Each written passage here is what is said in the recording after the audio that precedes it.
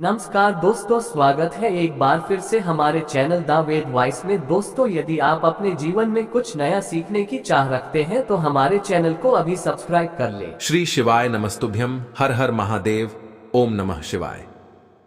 मित्रों, आज का यह वीडियो बहुत ही खास होने वाला है। आप सभी लोग जानते हैं कि 4 जून 2024 को मासिक शिवरात्रि पड़ रहा है। दोस्तों, इसी दिन किया जाने वाला पंडित जी द्वारा बताया गया 5 कनेर वाला उपाय आप लोगों को जरूर करना चाहिए, क्योंकि दोस्तों यह एक ऐसा उपाय है जो कि इस उपाय को करने के बाद दोस्तों आपको पूरे कोई और उपाय को करने की जरूरत नहीं है, क्योंकि सबसे बड़ा और सबसे नया यह उपाय पंडित जी ने अपनी अभी की सीहोर की कथा में ही बताया है, जिस उपाय को आज हम आपको बहुत अच्छे से समझाने वाले हैं। इस वीडियो को देखने के बाद इस उपाय को समझने के लिए आपको कोई और वीडियो को देखने की जरूरत नहीं पड़ेगी। तो चलिए दोस्तों, उपाय को शुरू करते हैं। आप सभी लोग जानते हैं कि 4 जून को है इस ज्येष्ठ महीने की मासिक शिवरात्रि और प्रदोष व्रत है। इसीलिए दोस्तों आप लोगों को इस दिन पंडित जी द्वारा बताया गया अपनी अभी की ही समर्पण कथा में 5 कनेर के फूल वाला उपाय जरूर करना चाहिए। और दोस्तों बहुत सारे लोगों ने तो यह वाला उपाय करना भी शुरू कर दिया है, पर बहुत सारे लोगों को उपाय समझ नहीं आया है, जिस कारणवश अभी तक 5 कनेर के फूल वाला उपाय नहीं कर पाए हैं। तो इस वीडियो में आप लोगों को हम 4 जून, जिस दिन ज्येष्ठ महीने की मासिक शिवरात्रि और प्रदोष व्रत है, जो कि पंडित जी ने अपनी अभी की ही समर्पण कथा में यहां पर बताया हुआ है, तो दोस्तों इस उपाय को आपको कैसे करना है, कब करना है, कहां पर करना है और उपाय को करते समय आपको किन किन बातों का ध्यान रखना है, यह सारी जानकारी हम आपको इस वीडियो में देंगे। और आप लोग ये बात पहले से जानते हो कि पंडित जी जो भी नया उपाय बताते हैं, उस उपाय को जो भी लोग पहले करते हैं, उन लोगों को इस उपाय को करने का जो फल है वह बहुत ही जल्दी मिलता है और बहुत बड़ा होकर मिलता है। अगर आप लोग भी इस उपाय को ज्येष्ठ शिवरात्रि के दिन करना चाहते हैं तो आप इस उपाय को पहले अच्छे से समझ लेना, सुन लेना, उसके बाद करना। आपको इस उपाय का फल जरूर मिलेगा। और इस उपाय को करने से आपके घर में चाहे किसी भी प्रकार की दुख और समस्या क्यों ना चल रही हो, आपको उसका कारण भी नहीं पता है कि यह समस्या किस कारण से चल रही है। उसका कुछ भी कारण हो सकता है, जैसे पितृदोष हो सकता है या किसी भी तरह का मंगल दोष भी हो सकता है, और भी बहुत तरह के दोष होते हैं, कुछ भी हो सकता है। पर आपको इस उपाय को करने के लिए अपने दोष को पता लगाने की भी जरूरत नहीं है।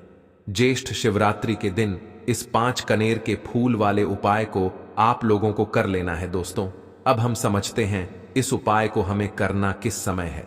तो सबसे पहली बात दोस्तों, हम समझते हैं कि यह 5 कनेर के फूल वाला उपाय करना किसको है। तो देखिए यहां पर सीधी सी बात है कि यह 5 कनेर के फूल वाला जो उपाय है, यह किस लिए किया जा रहा है। ये मनोकामना को पूर्ण करने के लिए किया जा रहा है, या आपके जीवन में जो दुख और परेशानियां हैं उनको दूर करने के लिए किया जा रहा है, या आपका कोई बड़ा काम है जो कि नहीं हो पा रहा है, आप उसके लिए इस उपाय को कर सकते हो। तो सीधी सी बात यह है कि आप अपनी किसी भी प्रकार की मनोकामना के लिए इस वाले उपाय को कर सकते हो। तो यह उपाय वह व्यक्ति कर सकता है जिस व्यक्ति को अपनी किसी भी प्रकार की मनोकामना भगवान शिव जी से पूर्ण करवानी हो। और अगर कोई भी माताएं बहनें जो है अपने घर की सुख और शांति के लिए, घर में धन समृद्धि को बढ़ाने के लिए वाला उपाय करना चाहती है, तो घर की जो बड़ी माताएं बहनें होंगी वह इस 5 कनेर के फूल वाले उपाय को विशेष रूप से करें, क्योंकि माताएं बहनें घर की लक्ष्मी होती हैं। और जब घर की लक्ष्मी कोई विशेष उपाय करती है तो उसका फल भी बहुत जल्दी मिल जाता है और बहुत बड़ा होकर मिलता है। अन्यथा इस उपाय को कोई भी व्यक्ति कर सकता है, चाहे वह बड़ा हो, चाहे वह छोटा हो, चाहे वह बच्चा हो। जिस व्यक्ति को यह 5 कनेर के फूल वाला उपाय समझ आ गया, वह व्यक्ति इस 5 कनेर के फूल वाले उपाय को ज्येष्ठ शिवरात्रि के दिन जरूर करें, क्योंकि उसको इस उपाय को फल बहुत ही जल्दी मिल जाएगा। क्योंकि ज्येष्ठ शिवरात्रि के दिन भगवान शिव जी बहुत आसानी से प्रसन्न हो जाते हैं। तो आइए अब हम समझते हैं कि इस 5 कनेर के फूल वाले उपाय को आपको करना कैसे है, और इस उपाय को करने का जो समय है वह क्या है। तो देखिए, इस ज्येष्ठ शिवरात्रि के दिन किए जाने वाले यह 5 कनेर के फूल वाला जो उपाय है, यह मुख्य रूप से सुबह के समय होगा। किस समय होगा? सुबह के समय होगा। आपको कोशिश यही करनी है कि सुबह के समय हम इस 5 कनेर के फूल वाले उपाय को कर लें। पर किसी कारणवश अगर आप सुबह इस उपाय को ना कर पाओ, आपको कहीं काम से जाना हो या किसी और काम की वजह से आप उपाय को ना कर पाओ, तो आपके पास फिर दूसरा मौका रहेगा, जो कि शाम के समय का रहेगा, प्रदोष काल का रहेगा। अब भाई, प्रदोष काल का समय भी एक बहुत ही लोगों के मन में प्रश्न बन जाता है कि भाई ये समय होता कब है, कितने बजे से लेकर कितने बजे का ये समय होता है, ताकि हमें उपाय के लिए जो है करने का समय पता लग जाए तो हम आपको बता दें। प्रदोष काल का जो एक समय होता है, शाम का समय, वह होता है शाम के 6 बजे से लेकर शाम के 7 बजे के बीच का।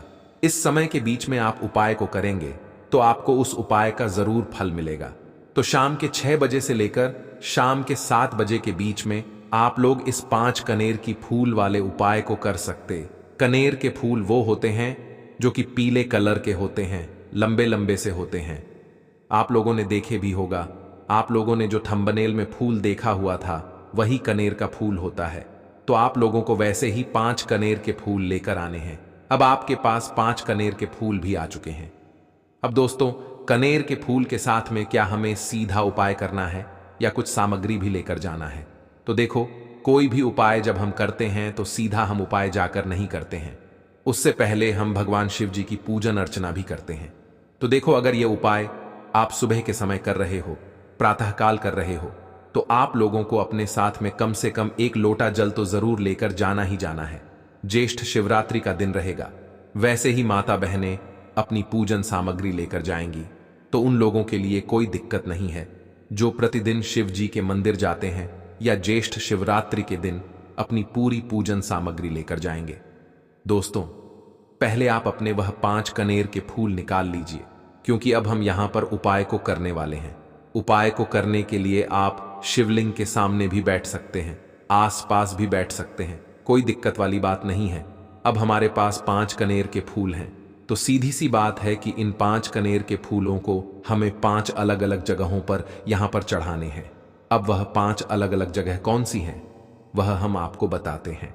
देखिए, 5 अपने कनेर के फूल आप अपने सामने निकाल कर रख लीजिए। अब 5 कनेर के फूल में से सबसे पहला वाला कनेर का फूल आप लोग उठाइए, और पहले वाले कनेर के फूल आपको कहां पर चढ़ाना है? वह आपको चढ़ाना है भगवान शिव जी की शिवलिंग के ऊपर, जो गणेश जी वाला स्थान होता है वहां पर। अब भगवान शिव जी के शिवलिंग के ऊपर गणेश जी वाला स्थान कहां पर होता है? भगवान शिव जी की शिवलिंग होती है, शिवलिंग की जलाधारी होती है। जलाधारी का जो राइट हैंड साइड होगा, मतलब शिवलिंग की तरफ से खड़े होकर देखना कि भगवान शिव जी का सीधा हाथ कौन सा है, राइट हैंड साइड कौन सा है। उस राइट हैंड साइड पर आपको यह पहले नंबर का कनेर का फूल समर्पित करना है, और जो फूल का खिला हुआ भाग होगा ना, वो शिवलिंग की तरफ करके ही आप लोग जो है इस पहले नंबर के फूल को भगवान गणेश जी वाले स्थान पर समर्पित करना, जलाधारी के राइट हैंड साइड पर। अब दोस्तों, निकाल लेना अपना दूसरे नंबर का कनेर का फूल। अब दूसरे नंबर के कनेर के फूल को आपको कहां पर समर्पित करना है? या आपको समर्पित करना है भगवान का कार्तिकेय जी वाले स्थान पर। अब गणेश जी वाला स्थान राइट हैंड साइड पर होता है, तो कार्तिकेय जी वाला स्थान लेफ्ट हैंड साइड पर होता है, जलाधारी के ऊपर है। तो जलाधारी के ऊपर जो लेफ्ट हैंड साइड का जो हिस्सा है, वहां पर कार्तिकी जी के स्थान है। तो इस दूसरे नंबर के फूल को आप वहां पर समर्पित कर देना और भगवान से प्रार्थना कर लेना, और फूल का खिला हुआ भाग शिवलिंग की तरफ ही होना चाहिए। अब बात आती है तीसरे कनेर के फूल की। तो तीसरे कनेर के फूल को भी आपको लेना है, और इस तीसरे कनेर के फूल को आपको माता अशोक सुंदरी जी वाले स्थान पर समर्पित करना है। अब यह माता अशोक सुंदरी जी का स्थान कहां पर होता है दोस्तों? ये जो स्थान होता है, ये जलाधारी के बिल्कुल बीचों बीच में होता है। आपने पहला फूल भगवान गणेश जी वाले स्थान पर चढ़ाया, दूसरा फूल कार्तिकी जी वाले स्थान पर चढ़ाया। अब ये तीसरा फूल जो है इन दोनों फूलों के बीचों बीच चढ़ेगा, मतलब जहां पर माता अशोक जी का स्थान होता है, खिला हुआ भाग शिवलिंग की तरफ करके ही जो है इस तीसरे नंबर के फूल को आप समर्पित कर देना माता अशोक सुंदरी वाले स्थान पर। अब बात आती है चौथे नंबर के फूल की। तो दोस्तों, जो चौथे नंबर का फूल होगा ये आप लोगों को कहां पर समर्पित करना है? ये आप लोगों को समर्पित करना है भगवान शिव जी की शिवलिंग के ऊपर जो एक पात्र टंगा हुआ होता है, जिससे बूंद बूंद करके जल टपकता है, जिसके अंदर शिव जी की 5 बेटियों का स्थान होता है, जया, विषहरा, शामली, बारी, दौतली और देव। उस पात्र के अंदर जो है आप लोगों को क्या करना है, ये चौथे नंबर के फूल को समर्पित करना है। अगर किसी कारणवश आपका वह पात्र जो है शिवलिंग के ऊपर जो पात्र टंगू होता है जिससे बूंद बूंद करके जल टपकता है, वह पात्र उपस्थित ना हो, तो आप क्या करना है कि शिव जी की 5 बेटियों का नाम लेकर, जया, विषहरा, शामली, बारी, दौतली ली और देव का नाम लेकर जो है इस चौथे नंबर के फूल को आपको जलाधारी के ऊपर ही कटी शिवलिंग का जो कटी भाग होता है, मतलब जलाधारी के ऊपर ही जो भाग होता है वहां पर समर्पित कर देना इस चौथे नंबर के फूल को। उसके बाद में दोस्तों बात करते हैं आखिरी नंबर के 5वें नंबर के फूल को, जो कि आखिरी फूल है हमारा।